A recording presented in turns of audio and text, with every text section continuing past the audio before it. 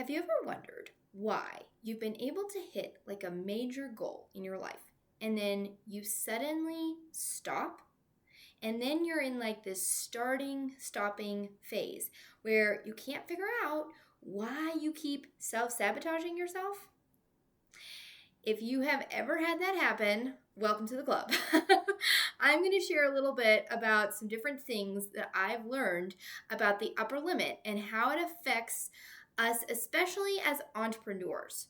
So, I'm Rochelle Nelson. I'm a certified mindset and life coach. I'm also a certified mind, body, spirit release practitioner and an aroma freedom practitioner.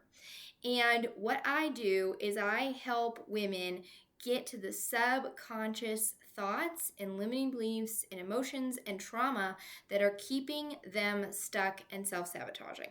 So let's talk about how it actually can show up because it can be super tricky to actually spot it. I'm going to tell you a story about this time years ago where I was hitting my upper limit and I had no idea that's what I was doing. None at all. All I knew is that I wanted to be successful as I was selling Cutco. And every time I'd make this like really big goal and I would make a plan and I'd be like, okay, I'm going to call this many people. I'm going to set up this many showings. I'm going to have this many people booked for my next week. And every single time in that entire year that I was doing this, where I would be like, okay, we're not going to play small. We're going to go for a big week. And I would have a plan every time. Without fail, friends, without fail, I would immediately start getting sick. Okay? This happened 9 times in 1 year. 9 times. Every single time. Now, did I know that I was hitting my upper limit? That my nervous system was not safe with being more successful? It wasn't safe with me making more money, and that's why it kept getting me sick? No, I had no idea. But now I know. Now I know. And as I have worked on healing these limiting beliefs, I actually do not get sick. Like hardly ever. I used to get sick every time my kids would get sick. And last fall, they were sick a lot because they were in school and they kept bringing home stuff. And I didn't get it because I have helped my body and my nervous system be safe with the success that I have. And so it doesn't have to self-sabotage me anymore by making me sick. It's wonderful, friends. Absolutely, 100% recommend. Okay, another time where I hit my upper limit and I didn't realize that it was happening is when I hit a major goal in my social selling business. And I have been working for this goal for years, friends. Probably, I think it was like 5 years. I'd been working so hard for this goal. And I finally got it. Like I got the momentum in my team. We hit this huge goal. And then do you know what happened? Everything died after that. Like, not like literally, I just mean like my whole like ability to keep the momentum moving and keep my team going and keep working onto the next goal completely gone. Completely gone. And I had no idea what was wrong with me. And I was beating myself up so much. I had so much shame and so much guilt for like hitting this huge goal that I've been wanting for so long and then not being able to keep the momentum going and not being able to see my team keep thriving. And I didn't realize that what had happened again was hitting my upper limit. So let me tell you about your upper limit and different ways that it can manifest in your life and also how to start working on healing your upper limit. And maybe I shouldn't say healing because you're always going to have an upper limit, but it's about continuing to push it further and further. And so that you can become more and more successful and your nervous system feels more and more safe doing that. Because you're never going to get to the end of, you're always going to have an upper limit because it's simply a thermostat. So let's talk about it. What is the upper limit? So the upper limit, that term was coined by Gay Hendricks, and in his book, The Big Leap. And I find it very fascinating. I recommend it. I may not agree with everything that he says, but he has a point with the upper limit. And it's the tendency to self-sabotage when we exceed our comfort zone in happiness, success, and positive feelings. It's a subconscious thermostat that kicks in, bringing us back to a familiar but often lower state. Okay, so I want you to understand that this doesn't just impact your positive emotions or your success. This happens to us on a financial level too. We have an upper limit with our finances. That's why you aren't making any more than you are right now, because your body, your nervous system simply doesn't feel safe with making more. So you have a limit on how much you can make until you shift your upper limit, until you heal your nervous system and help it to see that more abundance is actually safe to have and to hold. Your nervous system is not going to bring you more things to hold on to when it doesn't feel safe to hold it. And feel comfortable doing that. A lot of times, the reason why we don't have abundance is simply because we don't feel safe with abundance. We've been stuck in scarcity for so long that abundance doesn't feel safe. And so you're never going to find abundance. And abundance is actually a feeling. It's not even a circumstance, okay? But it creates circumstantial things. But again, if we can't even feel abundant because we have been so stuck in scarcity for so long, that, friends, is our upper limit, okay? So here's a couple of ways you can tell that you are hitting an upper limit, all right? One of them is worrying and criticizing. So let's just imagine that you've had a really awesome day, okay? And you're just having a great day, all right? And then all of a sudden, you have this sneaky little negative thought that just pops into your head. It could be something like, as you're heading into town and you're just feeling like today was a really good day, and your dryer's on at home and your brain's like, your dryer's going to burn down your house. Okay? That is an upper limit, my friends. That right there, okay? Or you're in town, looking around Ross. You're just having a great time and you're just relaxed and you feel at peace and all that's going good. And then your brain's like, oh, the puppies are going to drown in the water bucket. Okay? This is what I mean by upper limit. And these have literally happened to me. Okay? So, but now I know what they are. Now I realize, so my brain was trying to give me a negative thought to bring down my emotional joy every time, right? So it's like, it's only safe to be this positive. You can't be this positive. That's not safe, okay? Because bad things happen, all right? If you feel like the other shoe is always going to drop, friends, that's your upper limit. You're literally hitting it every time you think, things are going great. Just wait for the other shoe to drop. That's your upper limit, okay? So that's one thing to look for, is when you have a negative thought that's just like out of the blue after you have a really good day, that is your upper limit. And it's basically telling you that your body, your nervous system, isn't safe to feel that much joy and that much gratitude and that much peace. And so it has to bring you back down, okay? All right, so what about this? Deflecting praise is another way. So if you are discounting a major win as luck, or you feel undeserving of compliments, or you're focusing on what went wrong instead of what went well, that is another piece of an upper limit, okay? Another one is, have you ever had this happen? I bet you have.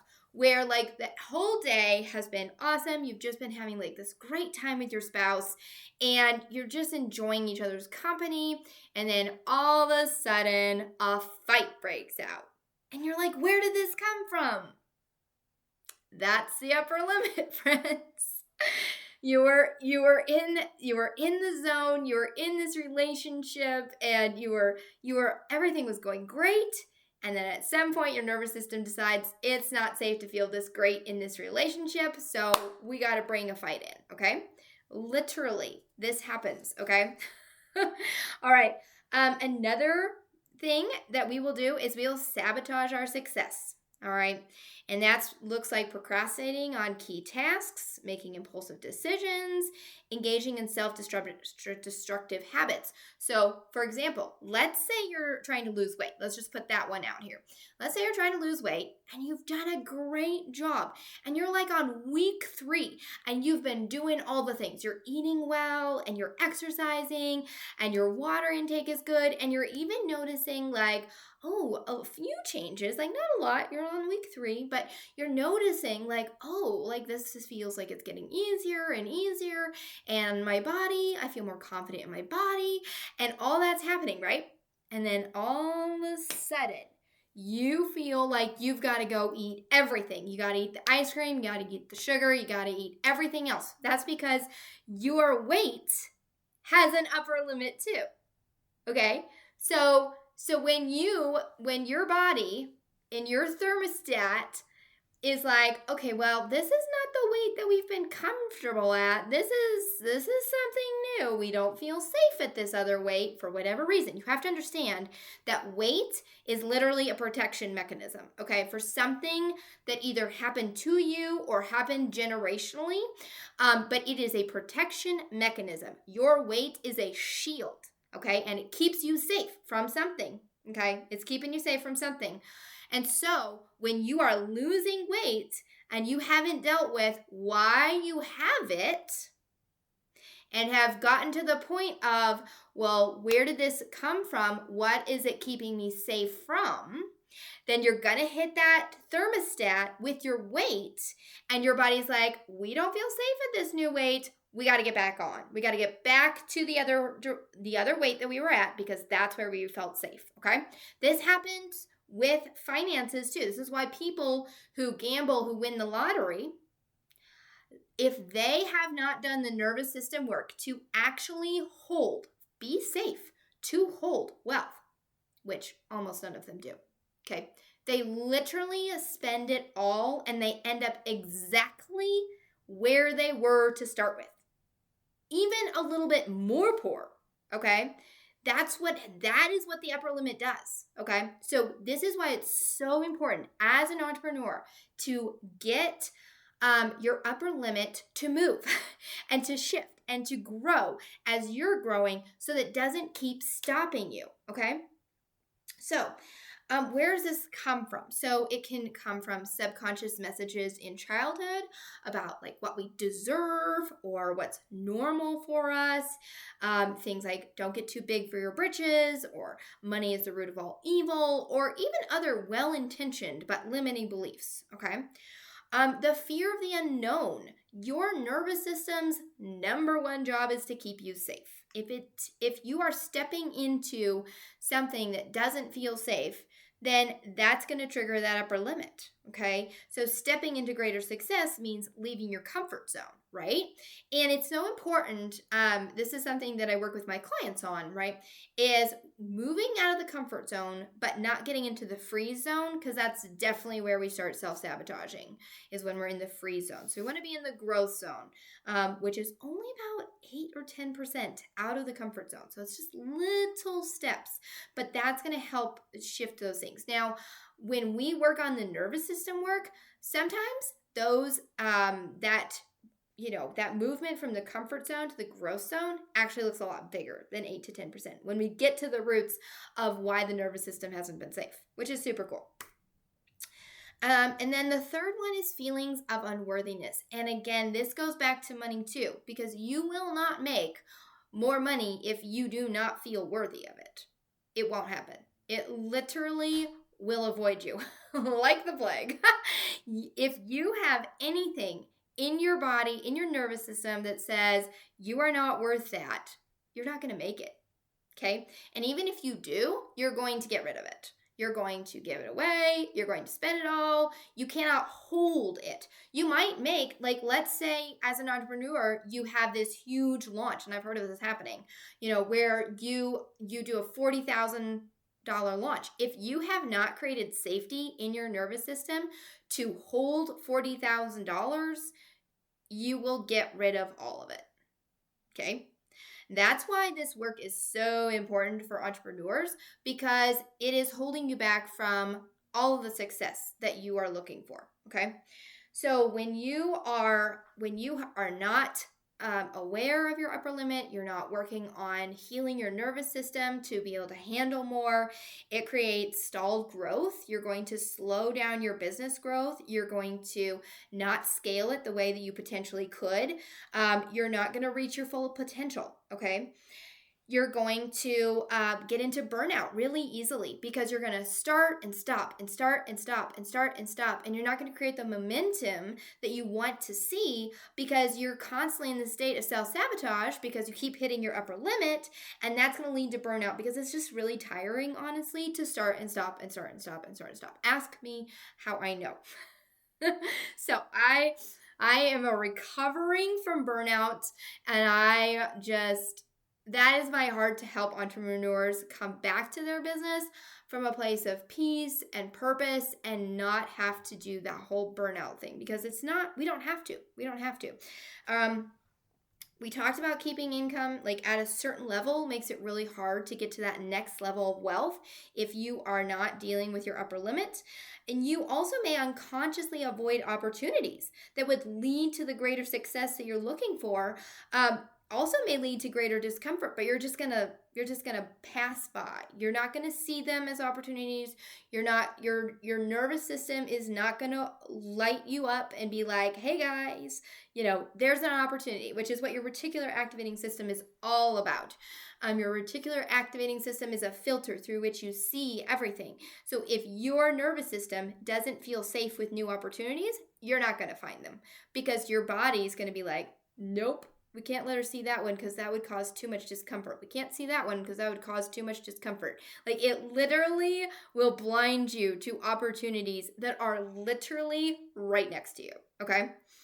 And then a lack of fulfillment. So even when you are successful, if you haven't raised your upper limit, you may be robbed of all the joy and all the satisfaction that you could be feeling, because your body doesn't feel safe with joy and satisfaction. So now, there's some things you can do to overcome the upper limit. So let's talk about those. The first step is really awareness, which is this video is going to help you start spotting these times where you hit your upper limit, because that's the first step, is recognizing the patterns, paying attention to those little sneaky negative thoughts, or that fight that just happened out of the middle of nowhere. Okay, these are the things you got to look for. All right. Really consciously acknowledging and celebrating your wins, big or small, is going to help with this, and practicing gratitude daily, as well as really sitting with the emotion of joy, sitting with the emotion of happiness, telling your body it's safe to feel happy. It's safe to feel joyful. It's safe to feel peaceful. It's safe to rest. Okay, these are the things you want to tell your nervous system to help it calm down, and to help your body recognize that it is actually okay to feel these positive emotions and feel more of them. Okay, and then expand your comfort zone slowly, gradually step outside of what feels safe, and keep pushing that a little bit by a little bit. So embrace the unknown, and then focus on work that really is your zone of genius. If you struggle to know what that is, I'd love to chat with you more about that, because that's another thing that I'm really passionate about, is like helping people step into their zone of genius. And I will tell you, the upper limit will keep you from doing that, because I have literally coached people and been like, guys, or, the gal, I should say. I've been like, you are really good at this particular thing. And I never see them move into that, even though that is like what I clearly see their gifts and talents aligned with, that would really help grow their business and help them add more value. They can't move into that until they deal with their upper limit. And creating safety in their nervous system for success, they won't move into their zone of genius. Okay. And then challenging those limiting beliefs. When you find a negative belief that is fueling your upper limit, really asking the question, like, is this actually true? Where did this come from? Okay. And then lastly, I'm definitely seeking a coach or someone who can help you find these limiting beliefs and really help you heal your nervous system. And that is something that I do. That's what I do with my clients. And if you are interested in really moving your business forward and really taking those big steps, if you're tired of being stuck, if you're tired of feeling like you're just hitting this invisible wall and you just cannot push past it, and you are ready to move and you want to move into your next level of success, check out the link below to check out my hybrid program for Christian entrepreneurs to heal their nervous system so they can stop being blocked. And it's called Unlock Your Potential. And you can check out all the information below. I hope this video helps you and helps you find and just become aware of where you're hitting your upper limit so you can start healing it.